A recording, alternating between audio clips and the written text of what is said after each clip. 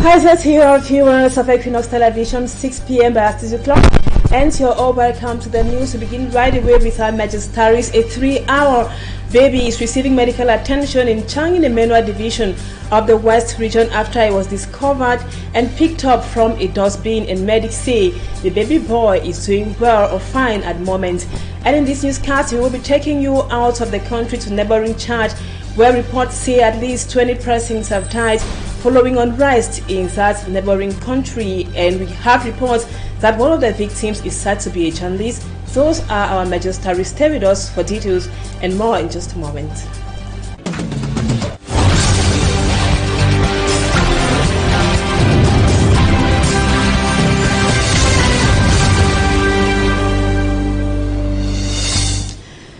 Welcome back, viewers, to this edition of the news. To begin right away in the west region of the country, precisely in the Menua division in Chang, where a baby who was just 3 hours old was discovered in a dustbin in Chang. He was rushed to the hospital for medical attention, where he is actually receiving medical attention in Chang. And a reporter for Me and Strong Sander tells us that the doctors say the baby boy is doing just fine. This report.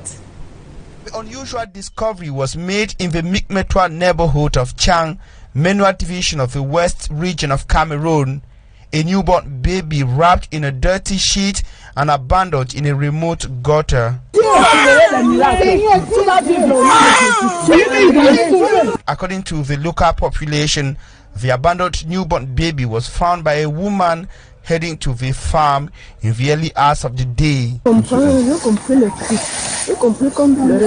She says the baby's cries attracted her to the scene.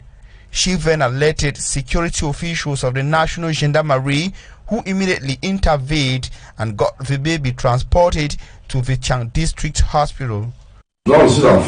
Professor Michel Numbom, director of the Chang District Hospital, says the baby is doing extremely well after due medical attention and administration. He reveals that the baby suffered no physical damage and they await the biological mother. In a release on October the 19th, 2022, the senior divisional officer of the Menua division condemned the act and called on the local population to collaborate in fishing out the runaway mother. And now we take you to the southwest region, precisely in Boya, to talk health. Hemodialysis patients have cried foul because of the lack of dialysis machines to take care of their ailments. They staged a protest demonstration in front of the governor's office in Boya to cry out their frustration, as our reporter Smart Jikan Gabriel tells us in the report which comes up next.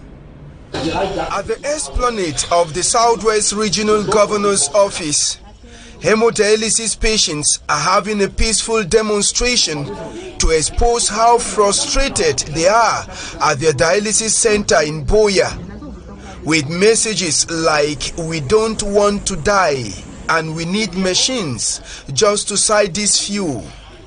The hemodialysis patients are coming out after waiting for a promise which till date hasn't materialized. The situation is very precarious. You see, we are overriding a winning horse. The horse that will collapse at the line. That's what is happening with the machines, probably. They are overused. What is elastic? If you overdraw it, it will not go. From Tuesday up till this present day, no person has entered the machine because there is an influx of the machines. I don't know what to say. The language of parts coming. Today we've heard of Garwa. Last section last month was Ngandre. So we are tired with all this, what they are playing. They are very big fake promises. We are sitting like this, we are drowning. Due to the lack of machines, they sometimes have to stand on a long queue to be dialyzed. You will collapse at the line. You will look weak. That is what is happening. Apart from sitting for 20 hours before entering a machine, I think it's very punitive to enter a machine in this place. You sit for 20 hours before you enter a machine. We are tired. In fact, I will, on the behalf of the hemodialysis patient. I'm even crying that God should come and take us. After they were promised by the Secretary General at the Southwest Regional Governor's Office of an immediate solution, they moved to their dialysis center, where the parts of machines has just arrived. The situation, I say, the solution already don't come. The solution is already here. It's a big problem in the national territory. The parts are not manufactured in Cameroon, but we have already had the parts and the technician is on it now. The problem is not about the lack of machines, but they are limited. So we try to repair the bad ones. With the parts we've had, some machines will be added to the already existing ones. So technician don't start work with the machine. They will say how many machines they will fit try for put them up. The disgruntled hemodialysis patients also complained that as a result of the lack of machines, their time has been reduced, which is dangerous to them. But the director of the regional hospital of Boye says the time reduction is to save everyone. 3 hours of dialysis 2 times a day is enough. I will not say that it is optimum, but I say that it is enough. 2 people are having the same illness, and we take one person for close to 5 hours, while another is outside in pains. So we arrange in a way that the one outside can also have little time in the machine. It's a strategy for everyone to be in good health. Without that, we can take just 5 per day and send the others away. Pass for enter machine, pass another person. Even though the director of the Boye Regional Hospital, Dr. Martin Mukake, has reassured the patients of additional machines after the repair works is over, the patients are praying that the machines will serve them until the long-awaited brand new machines finally arrives Boye. While we continue in health, October is Breast Cancer Awareness Month, and over 20,000 cancer cases are reported in Cameroon, and most of those cases have been left untreated. Oncologists say it is because of inadequate equipment in most health facilities in the country. Our reporter Innocent Azet tells us more.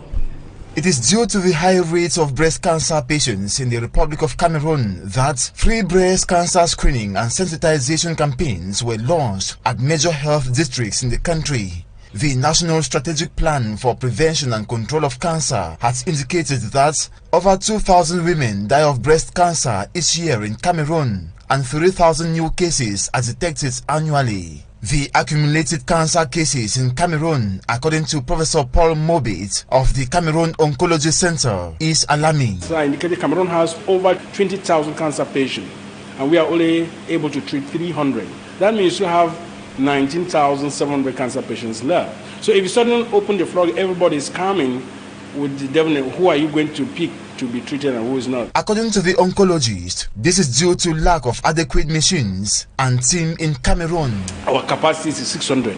So we are increasing the capacity, training staff, because expatriate staff are also very expensive. So we have quite a few expatriate staff. So we are training, we have to take things slowly. We have consulted over 1,700 cancer patients at this facility since we opened in 2019. Despite these challenges, efforts are made to attend to the patients who visit for screening this October month of breast cancer awareness. At Cameroon Oncology Center, we are providing free cancer screening. Before you get screened, we generally like to have a group of about 20. We educate the women about breast cancer, what to look for, teach them about self-exam, and then we then do the screening. The screening is important, so I would advise that they should take advantage. It's not just Cameroon Oncology Center.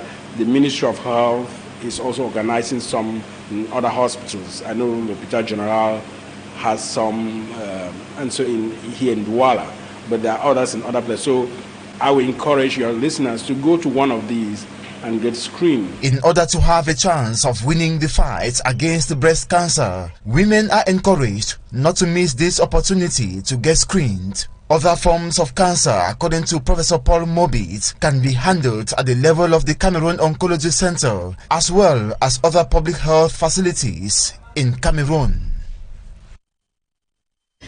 Well, we will be talking more about cancer and the costs of treating cancer. That will be in the second part of the news. Now over to something else. Domestic gas has been very scarce in most major cities across the national territory, and the Ministry of Trade and Commerce has sent out a communique giving reasons for the scarcity of domestic gas in Cameroon, and it has assured, or the ministry has assured, the local population that the problem will be resolved. That would be by next week. Let's now have more with Mala Glory. As the scarcity of gas continues to affect major towns in Cameroon, a release from the Ministry of Trade assures the population that gas will soon be available on the market. According to the authorities, the directors of Hydrocarbon Prices Stabilization Fund and that of National Petroleum Depot SDP met on October 11th to discuss on the possible solutions, during which reasons for the scarcity of domestic gas in Cameroon were raised. They say ships meant to import gas to Cameroon have been blocked at the Kribi seaport due to administrative procedures. In order to remedy the situation, the authorities announced the arrival of another ship in Bipaka, in a company located in the Ocean Division in charge of the distribution of gas in the town of Douala, Yaoundé and its environs. Meantime, the population continued to rely on other sources while waiting for the availability of gas this week, as announced by the ministry. And now we take you to the far north region of the country. Inhabitants of the Logun and Shari division have been forced to move out of their houses and even out of their localities because of heavy floods. They do not have what to eat, water to drink as well. Innocent Azet tells us more about the ordeal of the population in the Logun and Shari division of the north region. From this image, one will think this is a refugee camp. It is rather a flood-safe area now occupied by thousands of President Paul Biya's citizens in Kuseri, Logun and Shari division of the far north region. They were forcefully evicted from their homes by floods. Here, they construct huts to shelter themselves. Though safe from floods here, there is another problem. Since there are no toilets, these displaced locals of Madagascar 2, Gote, Kuruan 1, Mada 1, and Mainanani quarters defecate anywhere, exposing their health to illnesses. Moi-même, je suis malade depuis que j'arrive ici. On n'a pas l'argent pour acheter les produits, mais on est en souffrance comme ça. Apart from this, they lack food to eat and water to drink. L'eau pour boire, même il n'y en a pas. They now have no access to a health facility, especially pregnant women. Delivery, she says, is done locally.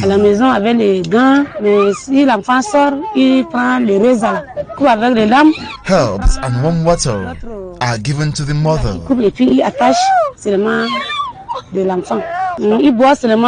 A veritable suffering, they beg, should be looked into by local authorities and their president, Paul Biya. And teachers and pupils of an institution that cares for the educational needs of the deaf and dumb are imploring authorities to provide them with a site to continue their studies. They complain that the site where they study at the moment is in very deplorable state, as Immaculate for Great tells us in the following report.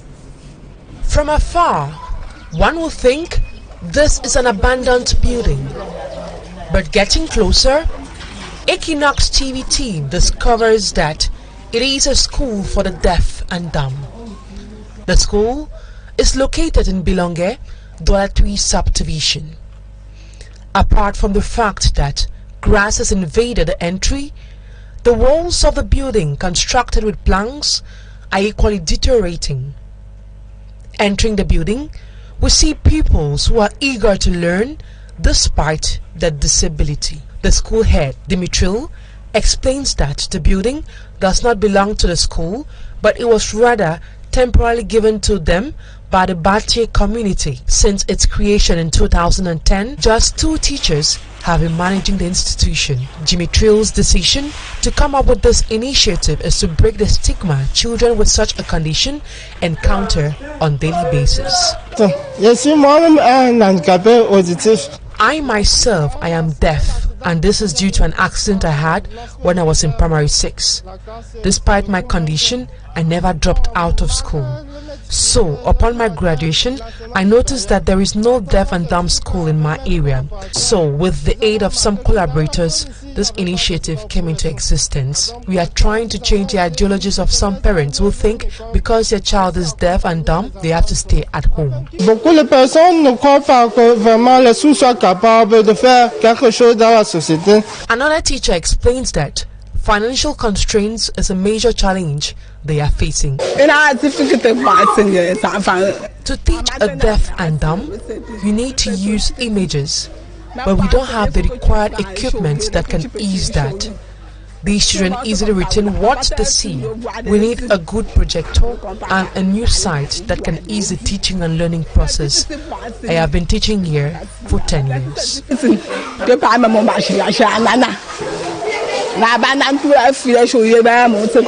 Apart from theoretical studies, these children are equally empowered with skills that can enable them make money while schooling.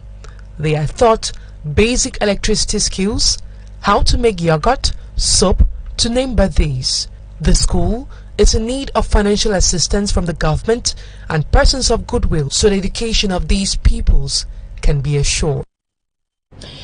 And now we take you out of the country to neighboring Chad, giving you updates of what is happening in Chad. We got information that at least 20 persons, about 20 persons have lost their lives in Chad following unrest in that country. I expected to have the images of what is happening in Chad on our screens, and we got information that one of those affected by the unrest in Chad is said to be a journalist. Citizens are asking for the return of power to the people. The military-led government has clamped down on the peaceful protesters. A journalist whose name we got as Narcis Oredji was shot and killed, and the street protest has been provoked by the military government's refusal to step aside at the end of the 18 months transition in that country. And viewers, that was it for the first part of the news. Thank you so much for always being there, but don't go away. Talking Points is up next.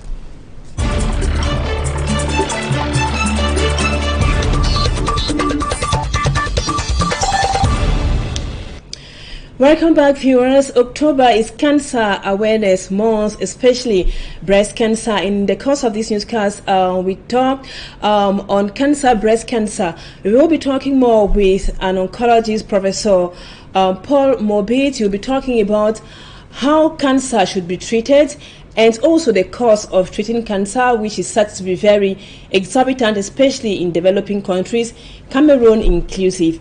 Our guest in today's edition of the program of the news is Professor Mobit Paul. Professor, we go right away with our very first question. As an oncologist who has worked in Cameroon and also spent several years working with cancer patients out of the country, especially in the US and also in Canada, we know that cancer is being treated through radiation or chemotherapy. How does that happen during the treatment of cancer patients? Yes, radiation kills cancer cells and normal cells. So, in order to cure the patient, we need to give enough dose to the tumor, to the cancer cells. But because radiation kills cancer cells and normal cells, if you have more radiation going to the normal cells, you're going to destroy the organs. For instance, a cervical cancer patient, as an example. So, by the cervix, you have the femoral head, you have the bladder, you have the sigmoid, you have the rectum.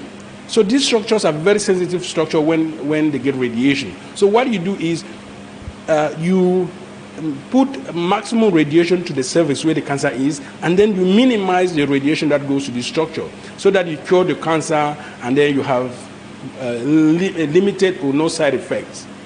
So that's the objective of radiation therapy, is optimizing or maximizing your radiation dose to the tumor, minimizing radiation to the other organ that surrounds the tumor.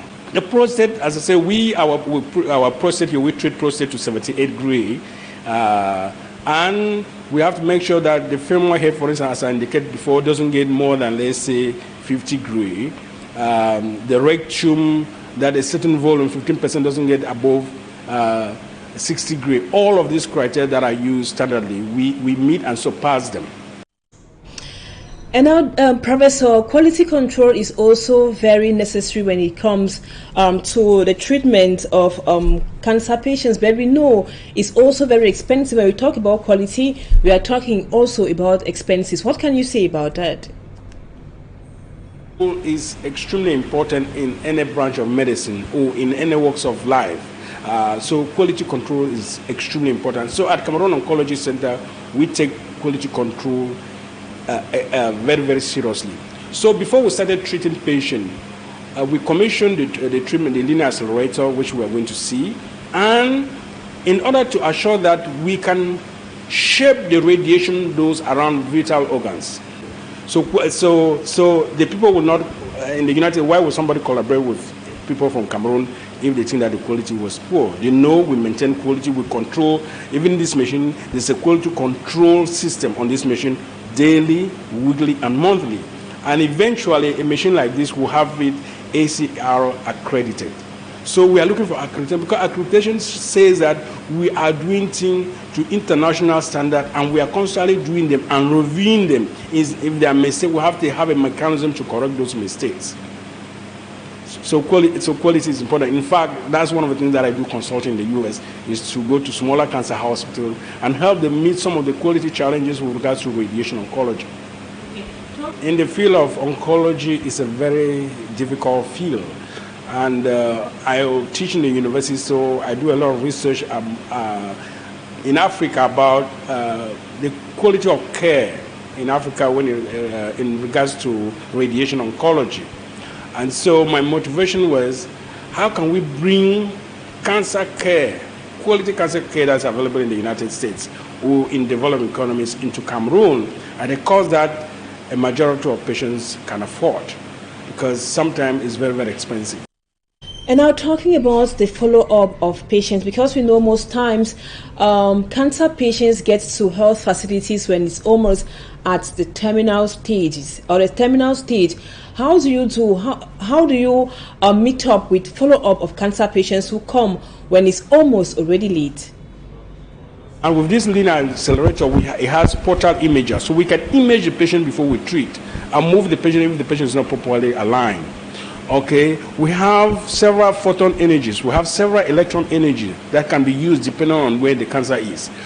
We have a very, very high dose rate. Our dose rate is, in sometimes could be 5-6 times more than the dose rate of, let's say, a cobalt-based radiation therapy unit, like the one that's used at the other facility that is available in Cameroon. The second important thing that we do is that every single patient gets a customized plan, which means the patient has to be first CT scan. When the CT scan is done, and the CT scan is actually done on this machine that's behind me. This is what they call a big bore CT scanner. So if you look at the bore is much larger than a regular CT scan. It can do a 4D scan. So for a tumor that's in the lung, we can see the movement of the tumor in the lung. We can see how we can appropriately cover the tumor field, the tumor, including those movements, without irradiating the heart or without giving too much dose to the lung. So this CT scanner is not like any CT scanner in Cameroon. This is the first in Cameroon and actually in the sub-region.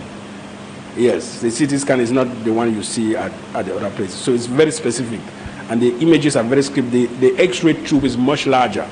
So that's one. The other thing is the treatment planning system, which I showed you earlier. So this treatment planning system, we are able, as I say, we are able to outline where the tumor is, where the organs at risk are. And then we use inverse optimization. I know this is a big term, but we use statistical method to make sure the tumor or the cancer is getting the maximum dose and the organs at risk surrounding the tumor get the minimum dose.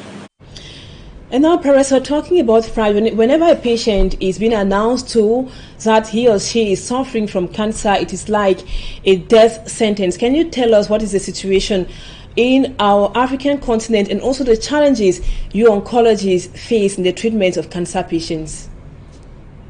In Africa, there are about maybe 54 countries. Out of these 54 countries, only 23 of them have radiation therapy facilities.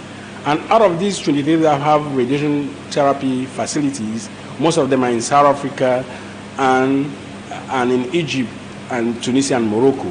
So the remaining have substandard radiation therapy that are based on cobalt-60. And so there are challenges. They don't want to use the linear accelerator. So the first challenge we have here, and which still exists today, is the challenges of power. The linear accelerator that you are going to see is on 24 hours. So if we don't have power from INEO, we have to generate. We have to use a generator, and gas is expensive, or the petrol that we put in is expensive. So the power has to be on 24 hours. So in fact, for the past 4 days, we lost power. The power from INEO just come back on. So the generator uses 24 liters per hour. So calculate that by 24 hours, by 4 days, you can see that it goes to millions. So that's the first challenge, is getting stable power. And so this year has been better than last year, and last year was better than the year before. So things are improving. We hope with the government effort to improve on the availability of power, that we will get better. So that's the first challenge. The second challenge that we do have is that the affordability. The machine that we have costs millions of dollars, not millions of CSF, millions of dollars. It costs us about $190,000 per machine, which is similar to what you pay in the United States. So in the same machine, we're using the same equipment, so the cost is very expensive. And so when it comes to patient costs, now some patients complain that it's expensive, which we understand. But so some patients cannot afford the treatment. And so we are working now with the Ministry of Health to see how we can make the treatment available to more patients. So we've actually signed a partnership agreement with the government to enable many more patients to benefit from this high technology. Well, expensive, I'll just give you an example, just numbers I'm just throwing from my head. If you have a prostate cancer in the United States, your cost could be anywhere from $50,000 to $90,000. In Cameroon, at Cameroon Oncology Center, if we say that we are providing the same quality, you are being CT scanned, you are being imaged daily before we treat, you will expect that the cost is going to be significant. So we are talking at Cameroon Oncology Center, our prices ranging from anywhere from about 500,000 or 300,000 right up to about 2.6 million francs. And so for some patients, they think that's expensive, which we understand because, the economy is not as great. So, but there are certain costs that we cannot hide away from. The machine, the linear accelerator, as I said, we need about 120 million francs to maintain that linear accelerator on a daily basis. And the experts that are maintaining them are coming from out of Cameroon. So that was the other challenge, is that the availability of experienced staff.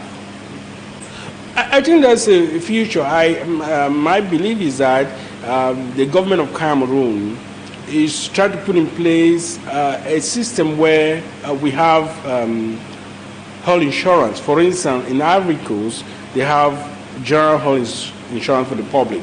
So things like cancer care becomes part of the coverage. And so you are sharing the cost of cancer care with many more patients, with many more individuals. And so the cost per patient, even though the patient will end up paying $2 million, but part of that cost comes from an insurance company. They maybe have just 500,000 to pay, or $1 million to pay. So I know that the government of Cameroon is moving towards that direction of insurability of everybody in the country, and so that should help reduce cost per patient. Yeah, so I think that some of those challenges with regards to price that the patient pay, I think there's some effort by the government to reduce that. So we hope that will happen sooner than later. Yeah, hopefully the government subsidizes the price of treatment of cancer patients in the country. And Doctor or Professor, cancer seems to be very common nowadays, especially in Cameroon as compared to the previous years. About how many cancer patients do you guys receive annually, and how do you proceed? Do you succeed in treating all of the patients you receive? I think, well, there are several issues. One issue that we wanted to do was to make sure that we do not want a floodgate of people. This unit that we have here, we can treat a maximum of 300 cancer patients a year. We consult more, but we can treat about 300 cancer patients a year with radiation. So if suddenly Cameroon, as I indicated, Cameroon has over 20,000 cancer patients, and we are only able to treat 300. That means you have 19,700 cancer patients left. So if you suddenly open the floor, everybody is coming with the definite, who are you going to pick to be treated and who is not. So we are slowly building up the team, increasing capacity. In another 6 months, we'll open the second bunker of the radiation machine.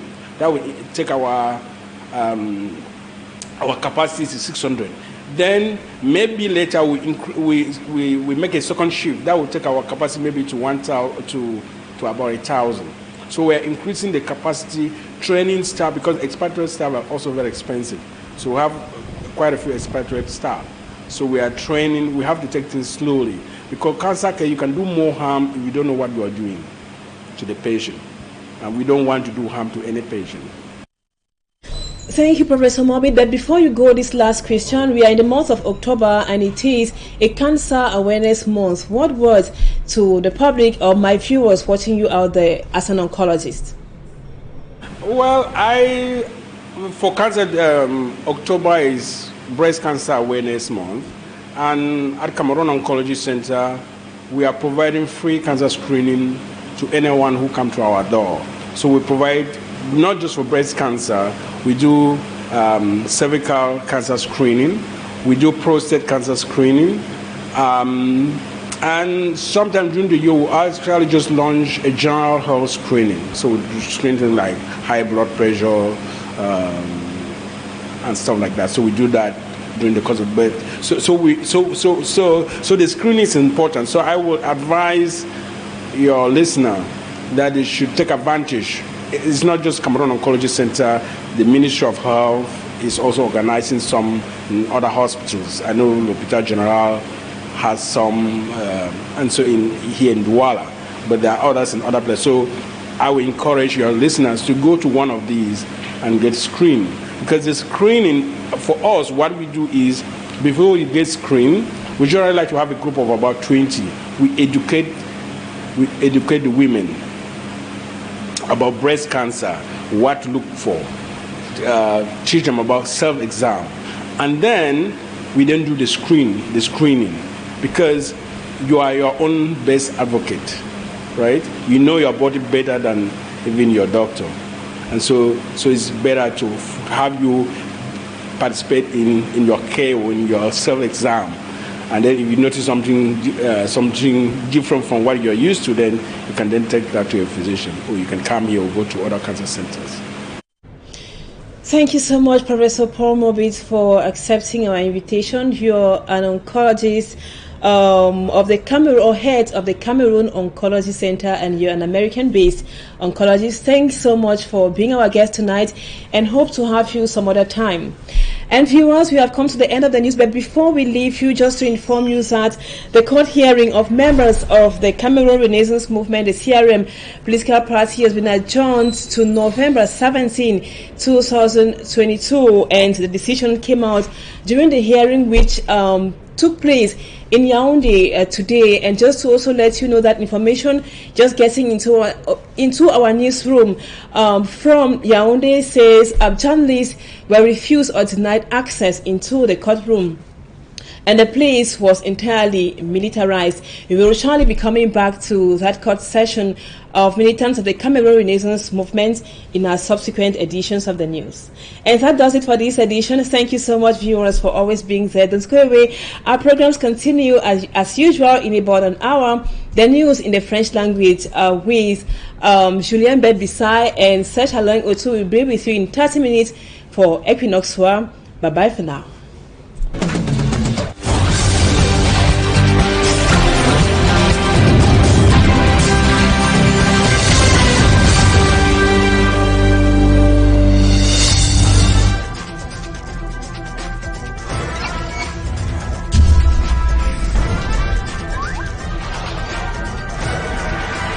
Equinoxe Télévision, au-delà de l'image, nous rendons compte.